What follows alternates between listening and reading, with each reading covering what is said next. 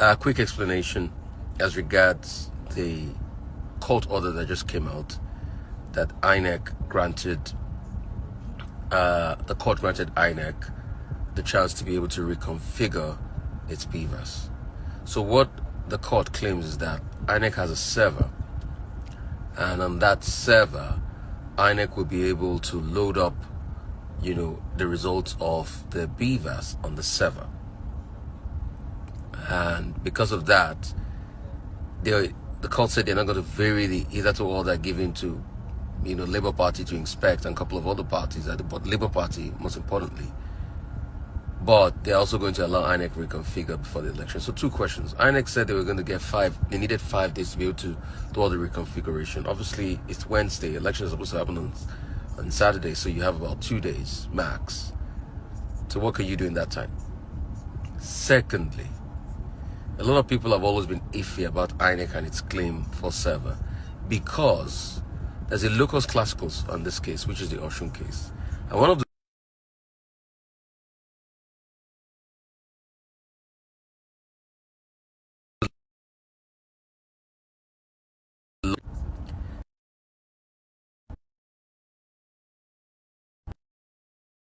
that account from the BVAS. So probably what I think will happen is I think some lawyers will have to challenge a decision because a lot of people now do not even trust INEC. So once the BVAS is touched, then definitely all of those things will, be taken out. Also, the argument about server is very iffy because this was the same INEC that printed 2 different reports and claimed that the BVAS didn't upload completely. In the Osun case, they printed one report that was incomplete to APC. That was what APC took to the court, and court used to judge, the tribunal used to judge that that there was overvoting in Osun. And they printed another result that was about a month after to the PDP. So the truth has to be said, INEC has been, back and forth as regards to servers and all of that. So I'm sure this will still go. Apologies, starting a little bit behind schedule, a lot to do. So some quick updates. INEC has finally postponed the election. So I'm just going to make some analysis around this. Truth has to be told, INEC had prior to this time requested that if they couldn't get their hands on, the BVAS to be able to refigure, they will not have elections, which I think is cheap blackmail because the court had granted the parties before now the ability to be able to inspect electoral materials. And even before now, INEC wasn't ready for this election. So INEC had a lot of problems with their ad hoc staff. A lot of people were fired from the commission, because of the activities in the last election and all of that. And even with all the attacks on youth corps members and the likes, a lot of things happened, So the truth has to be told, INEC wasn't ready before now. But they've postponed the election to the 18th, that's another 1 week. So we'll see how that goes, but I still like to call on Nigerians to come out there, to vote. And concerning the BVAS and the court ruling yesterday, INEC claims now that it has a server that it has transferred all the materials to. I don't want to, I look at that skeptically because at first, this was the same INEC that claimed they didn't have a server to transport all the materials for the in 2019, all the materials from the card reader. All of a sudden it claims it has a server now. Secondly, the locus classicus in the case of BVAS has been the Osun court case, where INEC gave a certified true copy of one result of the server, what happened on the server, to APC, which was not complete, and gave another one to PDP a month after, and claimed that materials are not finished transporting at that point in time.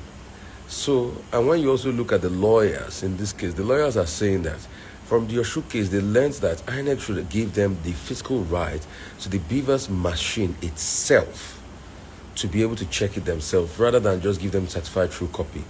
Because this was the same INEC that gave 2 different certified true copies. So if their objectivity was suspect in the case of Osun, why should we trust INEC now? INEC has been able to lose, their credibility to a great extent. And this is the facts on ground. These are empirical facts on ground. So the truth has to be told. We will look at this, we'll look at it in the coming days. Probably, maybe the other lawyers from all parties will go to courts.